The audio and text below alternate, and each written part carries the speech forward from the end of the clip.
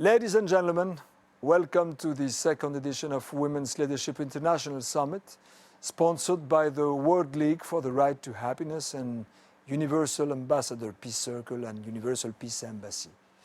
To launch this amazing event, I have the chance to introduce you to this kickoff session together with two wonderful ladies, actress and activist Eva Longoria and UNESCO artist for peace, Gila Clara Jesus, to discuss the topic how to find your inner peace in our uncertain times.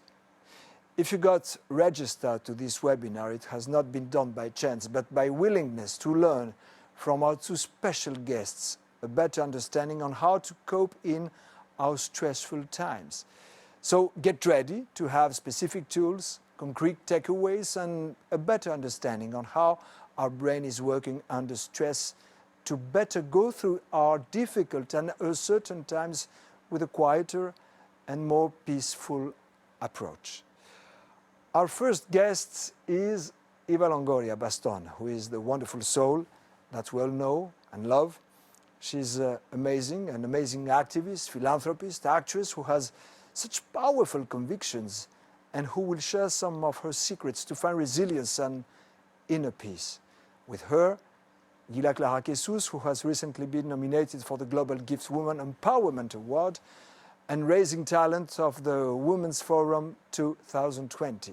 And as an amazing coach, UNESCO Artist for Peace, Harvard Scholar, Gila Clara has helped thousands of people all around the world to find a way to optimize their potential. And she will explain how to concretely better understand how our brain is functioning to optimize our personal resources and finding our way to inner peace. So we are honored to have two inspirational women, Eva Longoria Baston, Gila Clara Jesus. Together they will openly share their knowledge in order to appease our anxiety and our concerns. So dear friends, you are coming from all around the world. Thank you for this. And do not hesitate to ask questions in the chat box to our VIP guest. We will have time for questions and answers at the end of this webinar. And do not forget that we are all here to also defend beautiful values, the ones of the Global Gift Foundation. All the funds you generously donated to get registered to this webinar will go to the foundation to help creating positive impact on the lives of children, women, and family. Ladies, dear friends, Eva, Gila Clara, it is your call now. It is our call now, dear Eva. So let's try to share first to our dear participants a notion of inner strength and inner peace. So first of all, I would like to show you something regarding the importance of a definition of what is inner peace.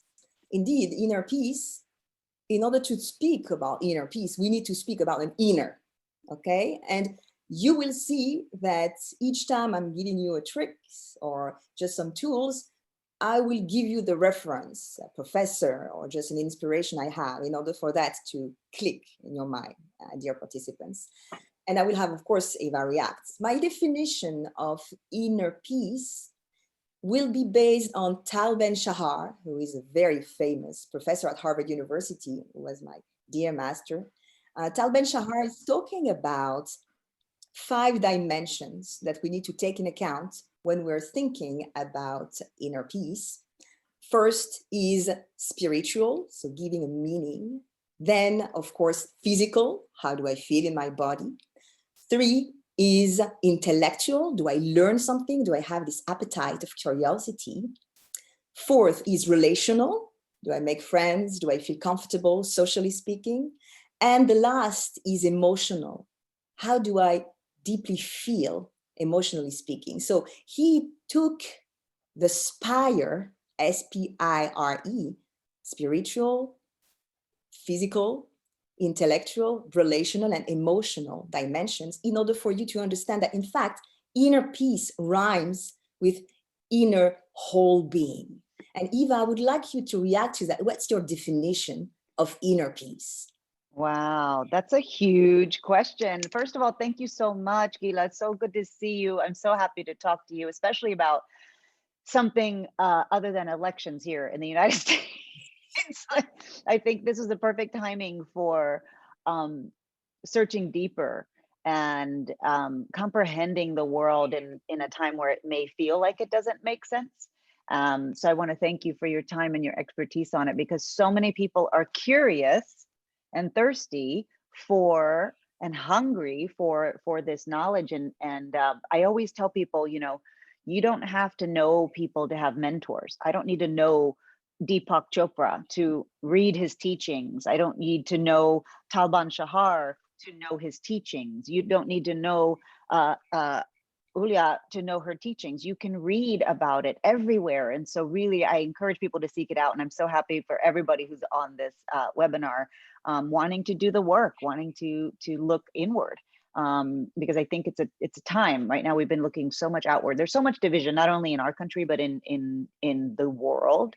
And once we comprehend that we live in a global community, we are all interconnected, no matter if you're from Greece or from Australia or from Dubai or from the United States, we are connected. If not metaphysically, with breath, we share the same breath every time we breathe. And so I think when you talk about the 5, you know, things to inner peace and the acronym SPIRE, all of that is so applicable and helpful. People want tools. I know I do. I want tools. Just tell me what to think, tell me what to eat, tell me what to do, and I will do it, anything to find inner peace. So I really love, I love all of these 5 things that you mention, because they are all interconnected.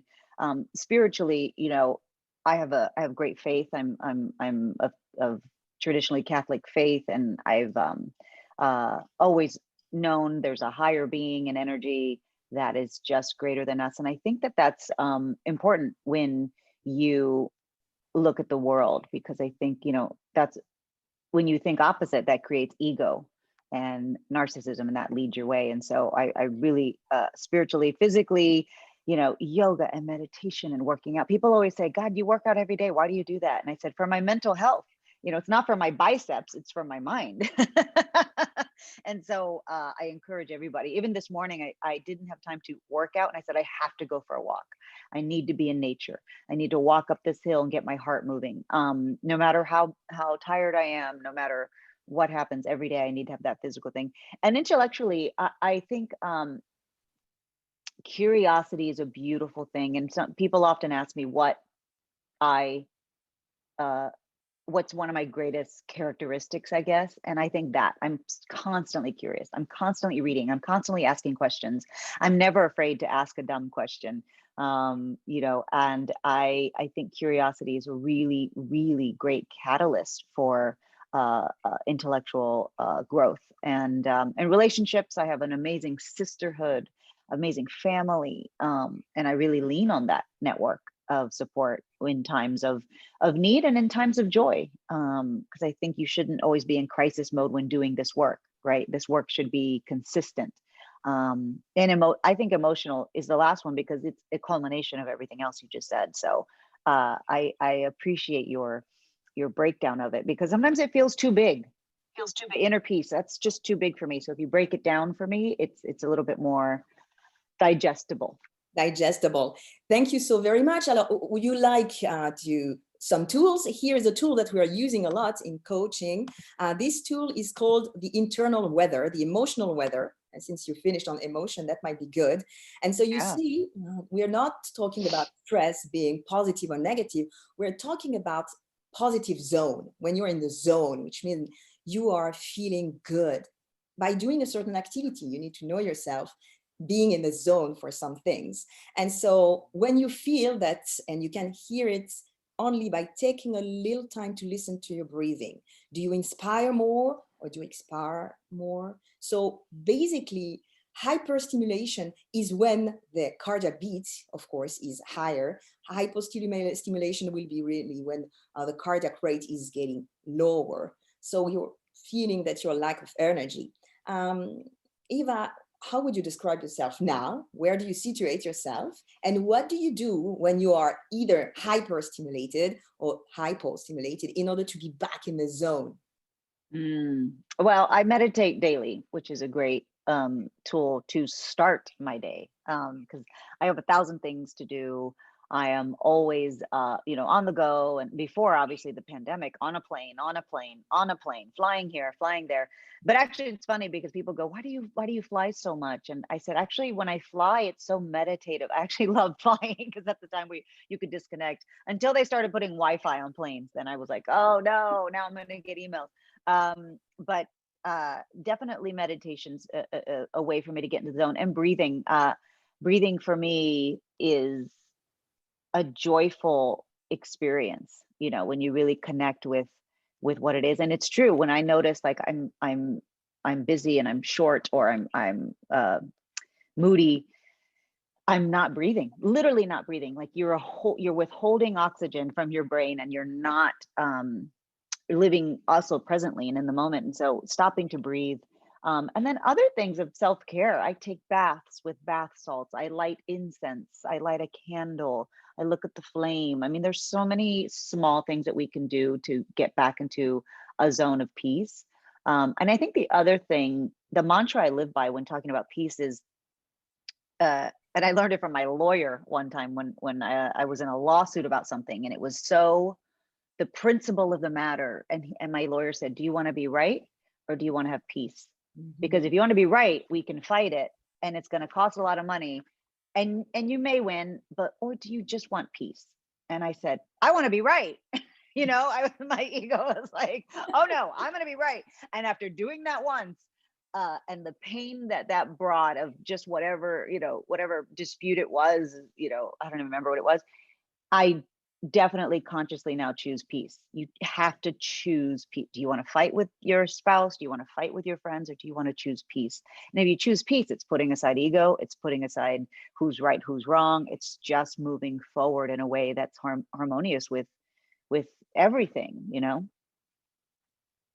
Excellent. So let's go to another tool that might interest the participants. So another tool that I'm using a lot as a coach is this one. It's everything that's going on your brain in order for you to get hormones of Wow. inner peace. So this is what's going on in your brain. And I'm, of course, talk through Loretta Graziano Browning, who made some research on this. And so she showed that you have 4 hormones that creates in your brain happiness. And those 4 hormones that you might know have dopamine, endorphin, serotonin, and oxytocin. So dopamine, she's basically showing that you need to have goals, but she's explaining that the monkeys, in fact, have dopamine secretion, not when they reach the banana, but then when they see the banana. So it's only by knowing that you're close to your goal, that it's almost there, that dopamine is coming up. And so are you having this type of goal system? Do you put yourself small goals every day, or how do you create this notion of dopamine, this joy? And that's such an interesting study. I didn't know that, but I live it because I think it's also the old saying, it's not the destination, it's the journey. And I do believe that. Like I do enjoy what I do. I enjoy working towards my goals. I find great joy in everything that I do each and every day. Like and the other thing is, words matter. And so when you speak of your work, and I used to say, God, I was so busy today. I was so busy. Instead of saying I was so productive. Because if you're busy all day, that means you're working towards a goal, which means you're productive in reaching that goal. So instead of saying, I'm so busy, how was your day? Busy. No. How was your day? It was productive. I had a productive day. And changing, I have to call so-and-so. I have to send this email. I have to get home and make dinner. I change it to I get to go home and make dinner for my son and my husband. I get to send this email. I get to talk with this person I've been scheduled to talk with so long. I get to do this seminar with you, as opposed to seeing it as another thing on your list. And so I do think that's part of, like, it's the journey. It's not it's not so much the banana, right? It's just like working towards it is exhilarating for sure. Excellent. And so for the endorphins, it's another way the brain is secreting this type of happy hormone. It's when you get to a level of, I would say, suffering, but you go over the suffering. You know, it's like when you're doing sport, at one point, you will be ready to go over the pain that you feel in your body just and get from it a wonderful pleasure. So this endorphin is also for me, when I have to coach woman or man in a company, I always say, please do remember that you will not motivate your team by erasing the suffering that you went through. You have to talk about the suffering of COVID. You had to talk about personal suffering also to inspire. So for me, endorphins, I really live it through a personal storytelling that is authentic and true in order for people to understand that they should dare showing their weaknesses. Is it something that you're doing? Yeah, yeah, for sure. I mean, don't remove the obstacles, work through the obstacles. Yeah, I mean, that's work ethic 101 for me. You know, you gotta, it's your failures that make you successful. Yeah, learn from your failures. Let's go now to serotonin. So serotonin is everything dealing with social recognition. And when we say social recognition is of course social interaction, but also getting recognized. And you, as a wonderful star as you are recognized. But is it now for you time to have another recognition? Are you looking for something else, socially speaking? I think I've always have. I mean, fame has not been the end goal for me. It's been storytelling. It's been trying to change the world. It has been, you know, why, media is so influential in culture. How do I change culture? So it's not so much, fame is the end goal. You're gonna have a very empty life. So definitely my social interactions, I think are led by that goal. So anytime I meet a fan, I'm so grateful that they were touched and moved by a performance, a story, a movie, an article, something. And I want to know what effect did it have on you? More so than do you want to take a selfie? Definitely. And oxytocin, to finish, is what we are lacking more in time of COVID, is bonding. So what can we tell to people? Because it is true that bonding and touching each other is creating within ourselves something that release happiness, release inner peace. And, in times where grandchildren cannot even touch, their Yeah. grandfather, grandma, what can we say? What's your secret? Oh, I've been very aware of this during COVID with my parents who, I haven't seen in so long, and I FaceTime with them every day. Technology has allowed us to keep in contact in a way that we couldn't before. Seeing my face and seeing her grandson's face makes her very happy. And even though it's not touch, there is social interaction and communication, and I think she looks forward to it. And so I tell all my sisters too, I'm like, be sure to call mom every day, but like FaceTime her, talk with her, ask her questions, tell her to show you the cake she just made, tell her, like, just having an interest in them. And that's the most we can do right now. And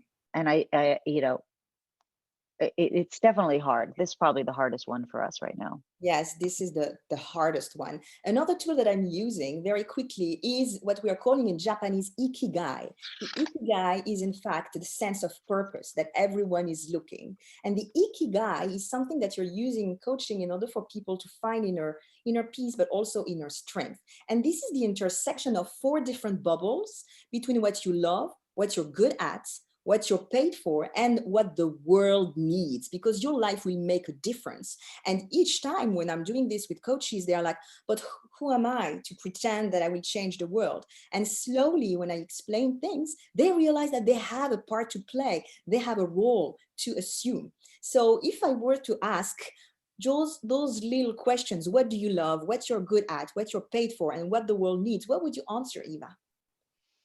Ooh, I don't know. Let's see. I think, what I'm good at, I'm really good at my job. I love my job. I'm really good at directing and producing and acting, and it's what I love. Um, my mission in life is to help others. Um, I think, I think also, my passion is to change the world. So the fact that passion lives between what I'm good at and what I love is no surprise. I also think the biggest misconception is that you do have to be rich and famous to change the world, and you don't. I mean, the world is changed by one person at a time. So what the world needs, and what we do, all of that, all of this makes so much sense. It's so interesting to see it all United at overlapping. once. Haha. Yeah. And you see the Oh, intersection of what you love and what you're good at is your passion. And this is exactly what you explain. What the world needs and what you love is your mission. What the world needs and what you're paid for is your vocation. And what you're paid for and what you're good at is your profession. So all this is very intersected. And this is how slowly people get to understand their mission. This is yeah. the sense of purpose. It's so funny because there's a influencer. That's not even a good word for her. Tabitha Brown on Instagram. She's amazing. You should follow her. And she's just a mom, and she started vegan cooking. She was an actress, and she was this and she was that. And it wasn't until what she's really good at is vegan cooking. I mean, really good at it. She explains it well, and she just started putting videos up. And then once she started getting paid for it, it became her profession. So it's funny that he says what you're good at and what you're paid for is your profession. And she said, I never thought I just cook vegan at home. I'm just good at it. But her videos are inspirational, and it's her passion and it's what she loves to do. It's so funny. Because I remember her speaking kind of to this chart of how she became, recognized. Yeah, well, this is also the question of how do I dare, being paid for something I love, as if, you had to suffer in order to be paid. This is also Right. a misinterpretation of what is a job, because that's true. Every day I'm telling that to my kids when they say, what are you doing, mommy? Why do you work so much? I'm just always telling them, because I love it. Because I love it. I do love you, but I do love my job too. And we will finish asking you very small questions. So please, we follow this little questionnaire. 3 pillars in your life. What can you tell us? 3 pillars in my life, like in what, in That give you the strength and the inner peace. 3 pillars, oh 3 things that you will never console. 3 that oh constitute yourself. my family, my One. family, definitely my sisterhood, the family that you are not born with, the people you choose, my friends, my family, my friends, and my faith, definitely my Excellent. faith. Family, Hmm. friends, and faith, that works. 3 little joyful moments to cherish. Oh, my son's laugh every day. Every time he laughs, it's just the most, it's like the earth has opened up and swallowed me in. Any little moment with my son, but his laugh and smile is like the most joyful moment I cherish. I think obviously anything with my son. I also think connection with my sisters and my family, those moments of just, hey, just called to say I love you too. Those moments last longer than 3 seconds for me. Like, it just has a really great effect. And then another moment I cherish is meditation. Mm. Anytime I get to, even if it's for 5 minutes, it's something I cherish for sure. Thank you so much. 3 sources of inspiration for all the people who are, listening. What are some sources of inspiration? Paintings, arts, whatever. Singing. Yeah. I mean, my family is a big source of inspiration. They are just examples of hard work and love and compassion and empathy. So like, I get very, very inspired by my family. I get inspired by my community of women and my community of Latinos. There are so many people in our community. My activism stands on the shoulders of so many that came before me. And so really inspired by those people who wanted to create change for their community, for the world. And again, just seeking them out. And you don't have to know them. I just seek them out. And another source of inspiration, I think, is books.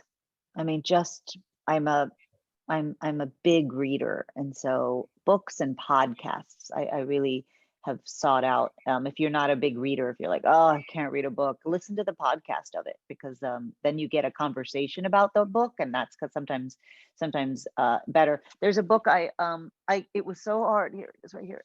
I was about to tell you, give us 3 indispensable books. Give us some. I don't know if you could see this, but it's A New Earth, which is Eckhart Tolle.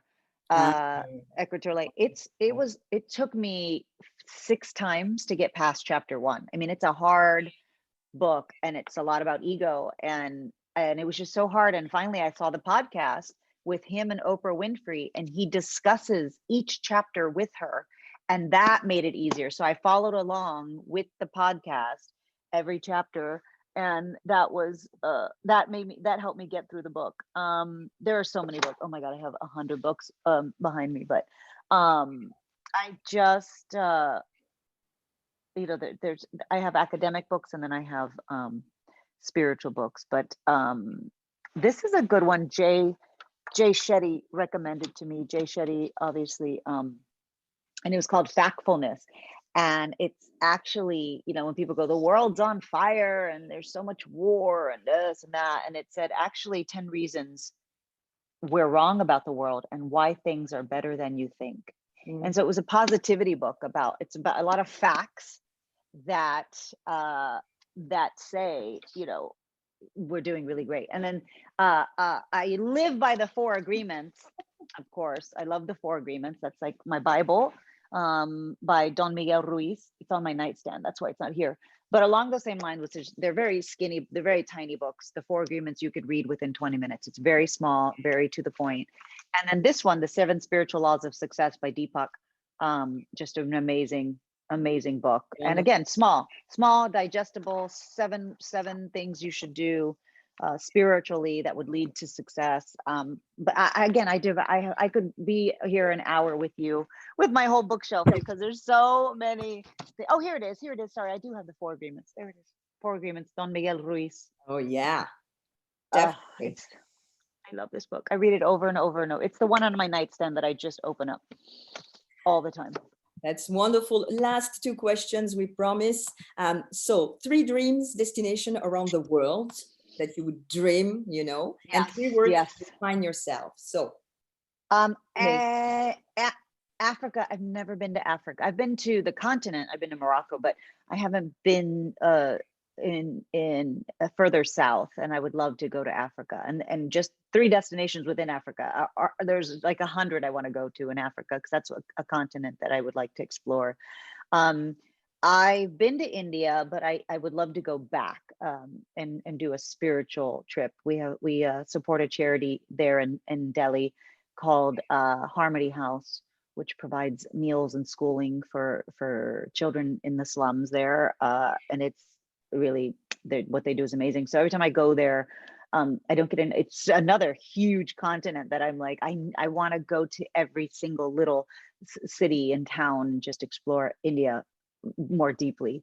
And one of my biggest, I could go time and time. I could live, which I did for a while, but is Paris. In France, all of France. Just France is like I think in a former life I was definitely French. Wonderful. And so 3 words to define you. So that would be French. French. Oh, I think energetic, compassionate, and oh God, it's always hard to say things about yourself. And energetic, spiritual, I would be one, I think. Yeah. Thank you so very much. It's time to answer some questions, but thank you so much, Eva, for your time. Oh, thank you. Precious to all of us, and precious to me to have you as a special guest. So what do you think? I want to ask you a question. What do you think is the biggest challenge from finding inner peace as you go around and coach people? Like, what do you find is the biggest obstacle? So what I find, especially with women, for example, is in fact the fraud syndrome of the impostor. Everything that is this inner animal that is biting us from inside and always reminding us you're not legitimate. I call it negative parrot from early morning to the end. You're not a good mother. You're not a good talker. You're not a good this. Yes. You're not By the way, yeah, it makes you crazy. By the way, I've experienced that a million times when I started directing 10 years ago. And I said, and somebody goes, well, you know, you should direct that. And I said, yes. And as I said, yes, I wanted to pull the word back into my mouth because I go, no, no, no, no, no, Eva, you're not ready. You don't know what you're doing. Why would you say yes? Oh my God, now you have to do it. And I just freaked out going, you're not ready. You're not experienced enough. But a man would have said yes and said, yeah, I'll do it without blinking. And so you're right. I think women have to give themselves permission to be great. yeah, to be great and to fail. Because I think that the fact that women had so much problem to fail, and I see it, you know, I'm not a love coach, but I see it also in the way, you know, flirt exists. When a man is flirting, if the girl is not interested, you say, huh, she's missing something, and he's finding someone else. But when a girl, you know, is hoping to have a date with the boy and the boy is not interested, she's really leaving as the end of the world, you know, as a personal aggression, thinking that she's a nothing. So I think like our brain is not the same regarding the notion of failure, you know, between women. Yeah, that's a big one, I think, for women for sure. So do we have questions? Yes, we have lots of questions. So one question is from Daniela. And so Daniela is from Polynesia, Tahiti. And so Daniela is asking, are we hopeful for the world to come? Should I Yes, say that to you? absolutely. You know, like I said, it's so funny that book talks about factfulness, but yes, I think that what gives me so much hope that we will live in a better world is our youth. If you look around the world and you see protest and you see, you know, civil disobedience and people just going in the street and saying, we demand climate change, we demand gender equity, we demand freedom of speech, we demand, it's mostly young people. And that's a good thing because it's our youth that's going to change the world for a better place. And if they're motivated at that age, you know, they're 16-year-olds. I mean, I saw in France, you know, the protests that, you know, that were just there. And if you look, it's so many young people. And here, Obama said the same thing. He said, what gives me hope is, you know, the amount of youth that are civically and politically involved. They really understand and know where, you know, back, and I think that's obviously because of social media and technology now, but because of social media, people are getting educated at an earlier age, and so getting involved is cool now. Yeah, so here is another question, which is why there is so much ideological polarization, why so much economic inequality? So this is pretty deep as a question. Thank you very much for Nima from India asking this type of question. So this, I think, is interesting regarding this notion of bias that we all have inside. And the hardest bias, I mean, the most important bias that we have is this bias of confirmation, which is really trying to reinforce the tendency we have, the universe we create. And because of this, ideology will be created linked to the world that we create from a very young age. And when you're saying that you have a lot of ideology, it depends really on the different culture the person is, you know, is raised. So there will be inequality because of all of the projection that people can have. And I remember this very interesting quote: "It's very hard to be right when you're alone." So at one point, you know, when you realize that you are the only one to be right, you immediately try. It's a little bit what you were saying with the attorney. You immediately try to find a tribe, you know, this tribe functionments in order to be reintegrated. So I don't know what you're thinking about that. So funny. Yeah, I was definitely going to say that, but this is a book called Blind Spot. I can't take off that sticker. Blind Spot. It talks about cultural bias. It's an amazing book, and it talks about how you're raised and how you project that onto decisions. And it's not till you're an adult that you go, why do I do that or say that. Oh my God, it was my parents. Oh my God, it was my neighborhood. It was my community. But it says everybody has a blind spot because it's something that you're just not aware of, that, you know, I'm not racist. And then you say something and you go, oh gosh, am I? And you have to do an emotional inventory of your cultural biases. I also think there's so much ideological polarization because of power and you know, in order to be on top of the world, somebody has to be on the bottom. And you see that a lot with gender equality throughout the world. If we had gender parity, if women were equal to men in every country, everywhere, if they were paid the same for the same job, if they you know, had reproductive rights, if we had reproductive protections, and all over the world, you would see less economic disparities. But because there's so much gender inequality in the world, it really our economy suffers from that. And it's something that's one of the big changes that I would like to make in the world is gender equality. Mhm. Another question that is very deep for both of us. So first of all, a lot of people find us fabulous. So this is just a moment of a little recognition for both of us, and that's always good. Another question is, how can we fight corruption in politics and business?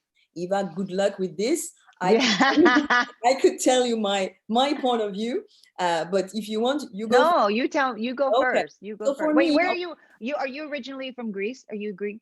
no, I'm originally from Paris. So since you like France, Oh, I'm happy to welcome you in oh. France. Yep, in Paris. Merci, merci. Non, pour moi, j'habite en Paris beaucoup de temps, mais maintenant j'ai oublié tout mon français et and it's a place I want to go back to. No, because your last name, I thought your last name was Greece. It was Greek. Ah, okay. No, my last name is Moroccan. Oh, okay. Ooh, yes, Oh, but you speak to this because I feel like you have a good answer. that's okay. So I'm going first.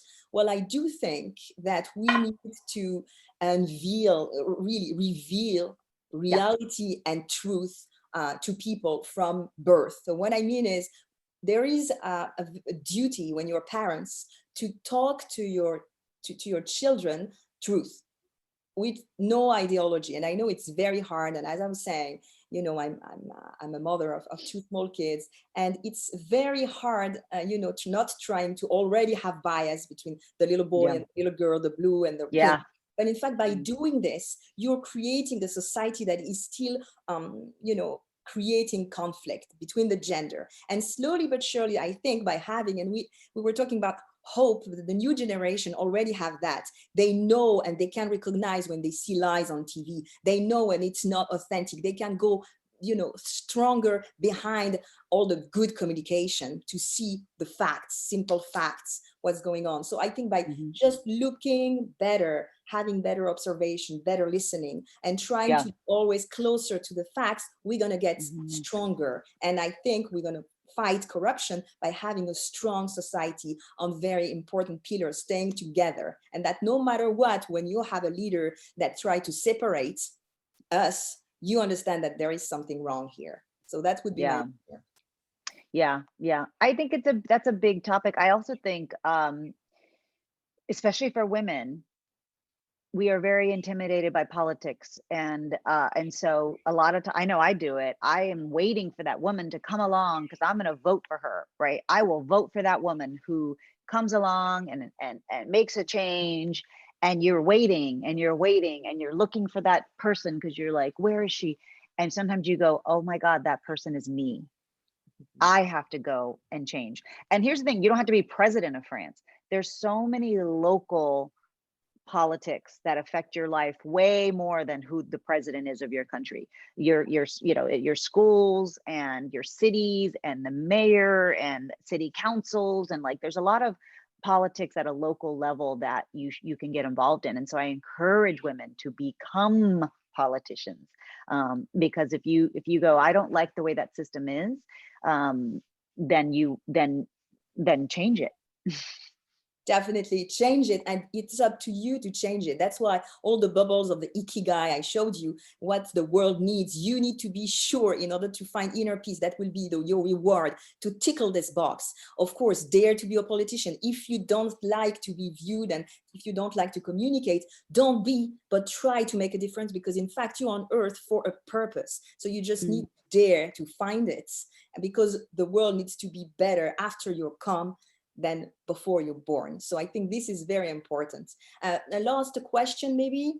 So we have, good afternoon, someone coming from Boston. Provide me with good advice to engage the Latino community living in America, as most of them feel that because they are poor and new migrants, their voice do not count. So I'm Genoveva. Yeah, you know, this is a problem all over the world. Every country has an immigrant community, and that immigrant community is villainized, and so much hate towards them as scapegoats. They're taking jobs, they're not paying taxes, which is all lies. It's just all lies. And so for the United States, that group is Mexicans. You know, in the UK, I believe it's Polish. In France, it's the African immigrant. In, you know, all over the world, you can interchange whatever word, Mexican, Polish, African, and there's a targeted community of to these immigrants that are coming and looking for a better place and to live, and not to be rich, to survive. Many are fleeing horrible things, right? And so I think that there are many organizations. Here's the other myth, I think, about creating change, is that you don't have to reinvent the wheel. There is already an organization helping feed the poor. There's already an organization raising money for young migrants, Latino migrants, to go to school. There's already so find those organizations and donate your time, donate money, fundraise for them, find out what they need. You don't need to look far to find one of those organizations. They're everywhere. And I think who was it? Genoveva. Yeah. Genoveva. If you're in the United States, so many great organizations, and it should be local. There's a lot of national organizations, but oh, she's a community organizer. Bravo, you're already doing the work. Yes. You are already doing it. Oh my God, affordable housing is one of the greatest crises we will face as a community, especially for farm workers here in the United States. Farm workers have to travel so far because they can't afford to live in the places they work. And so there's a lot of great organizations for affordable housing right now. I'm going to try to figure out how I can get information to you, but locally, you have to work locally. So try not to, I mean, there's national organizations, there's world organizations, the UN and Unesco and all of these things, but like, if you really work to help your neighbors, that's what's going to be most effective. Yeah, definitely. There is the beautiful expression, the glocal world, you know, mixing the global local. and the Oh, I love local that. world. You like it? I love So that. this is also a very interesting way to approach work local to get global. And that's very true. You can definitely either choose to get into the system that is already offering some goals. They're going local is important. Yeah. And then Genoveva, I have an organization called She Se Puede. So you can follow us on Instagram, and we do a lot of seminars like this, and we talk about topics specifically that affect Latinas in the United States. So check She Se Puede out. Excellent. Another thing is, how are you dealing with limitation of the pandemic professionally? You have any answer to this? You know, I have to disclaim that I'm a person of privilege. I get to live in a house during the pandemic. I don't have to go to work. I don't have to go to work at a place that doesn't have PPE. I had a livable wage when I worked, and so there's my time off this year has been dedicated to helping people who are essential workers, who still have to go to work every day, often without protection, often without a livable wage, and then they're being threatened to be thrown out of their apartments because they can't pay rent or their housing, and they're just going to get further and further behind. And so we are trying to combat that. But I think also mental health through this time, but taking care of your mental mental health and not being depressed about it, because this pandemic has caused insane depression among people because you can't see your family, you can't travel anymore. And I think that you know, the tools that you showed earlier, and even the hormones of like, oh, we're missing that human connection. We'll get through this. We're at the finish line, everybody. We are almost there. So be safe and be smart in these last couple of months before the vaccine can be distributed, and we'll get there, and we're going to come out of it better as humans. Definitely. We are sure to come out best humans. Eva, I just would like to thank you so very much for your time. Oh, It was thank a pleasure you. to have you. We can just thank also this wonderful sponsor for the NERA Foundation that just launched. So thank you very much. And maybe a last word before leaving. Yeah, you know, I know there's a lot of people from all over the world here. You know, for everybody, muchas gracias por estar aquí con nosotros, escuchando esta mujer con nosotros. Es muy importante para nuestra comunidad global, que tenemos paz en nuestros corazones, paz en nuestras mentes. Y para mí es un honor a estar aquí con vosotros. And to the French people, I think there's a lot of French people. Merci à tous ceux qui sont ici et c'est contents. Vous me manquez des voyages dans le monde et vous me manquez tout partout. Merci infiniment. Thank you guys so much. Thank you so much, Eva. Thank you to all of you for all your questions and all your willingness to find inner peace. This is so important now in our uncertain times to think about ourselves and to get to this notion of loving ourselves, because there is a quote I like: you are the one you're searching for. You are the one you're searching for. Do not count on anybody. And that's what is beautiful, to just give a little change to the world. We count on you. We know that you can make it. So we hope we gave you a little bit strength today. Go bisous, un beso. Thank you, everybody. Thank you again, Eva. This is the end of our webinar, so thank you all again for your active participation, and thank you, Eva. Thank you, Gila Clara, for your beautiful contributions. Thank you all for your donations to the Global Gift Foundation, and do not hesitate to go on the website for more information about its amazing work, www.globalgiftfoundation.org, and stay also tuned for the rest of this wonderful second edition of the Women's Leadership International Summit. Check the program online, www.seal.events. See you soon.